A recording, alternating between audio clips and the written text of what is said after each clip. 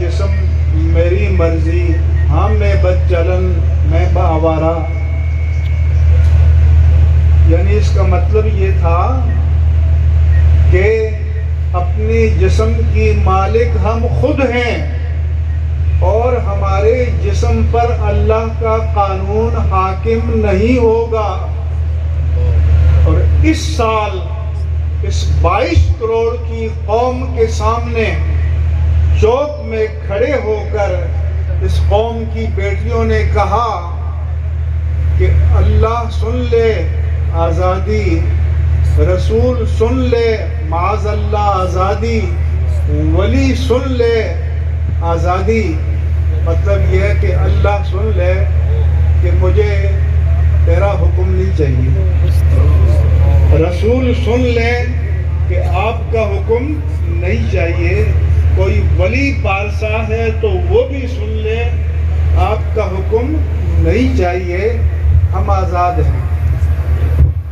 تو اللہ پر ایمان لانے کا مطلب یہ نہیں ہے کہ اللہ اللہ کا ورد کر لیا یا کلمہ طیبہ پڑھ لیا. اللہ پر ایمان لانے کا مقصد معنی یہ ہے کہ اللہ کو اس کی پوری اتھارٹی کے ساتھ، پوری جلالت کے ساتھ اپنا خالق، اپنا مالک اور حاکم حقیقی سمجھتے ہوئے اس کو ماننا.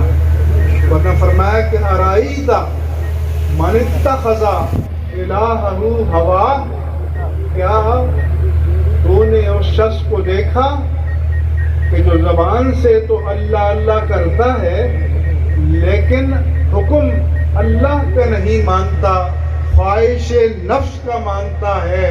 تو اس کے معنی یہ ہے کہ زبان سے تو کہا، خرد نے کہہ بھی دیا لا الہ تو کیا حاصل، دل و نگاہ مسلمان نہیں تو کچھ بھی نہیں. تو پھر اگر اس نے اللہ کے حکم کو نہ مانا، اب یہ اعلان ہوا اللہ سے بغاوت کا، یہ اعلان ہوا رسول سے بغاوت کا. اور جو ریاست مدینہ کا نعرہ لگا کر مسند اقتدار پر فائز ہیں، ان کی غیرت نہیں جاگی، ان کی حمیت نہیں جاگی.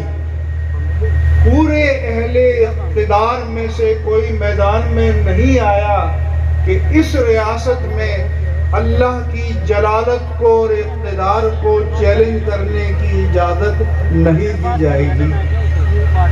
اور جس طرح سے علماء کو آنا چاہیے تھا، جس طرح سے سجادگی کی مسندوں پر بیٹھے ہوئے مشائخ کو آنا چاہیے تھا، وہ بھی میدان میں نہیں آئے. تو کیا ہم اب امت وسط کہلانے کے حقدار ہیں؟ کیا ہم خیر الامم کہلانے کے حقدار ہیں؟ ایک صحابی نے حضرت ثعلبہ خشنی سے پوچھا کہ اللہ قرآن میں فرماتا ہے لا یضرکم من ضل اذا اهتدیتم، کہ اگر تم خود راہ راست پر ہو تو کوئی بھٹکتا ہے، بہکتا ہے، راہ راست سے جدا ہوتا ہے تو تمہیں کوئی نقصان نہیں. اس کو اردو محاورے میں لوگ یہ سمجھتے ہیں کہ تجھ کو پرائی کیا پڑی اپنی نہ بیٹھ تو. تو انہوں نے پوچھا کہ کیا اس کا مطلب یہ ہے کہ ہم دنیا سے لا تعلق ہو جائیں؟ کیا اس کا مطلب یہ ہے کہ اللہ کی حدود کو پامال کیا جائے اور ہماری جبین پر شکن نہ آئے؟ کیا اس کا مطلب یہ ہے کہ اللہ کے اقتدار کو چیلنج کیا جائے اور ہماری غیرت ایمانی سوئی ہوئی ہو؟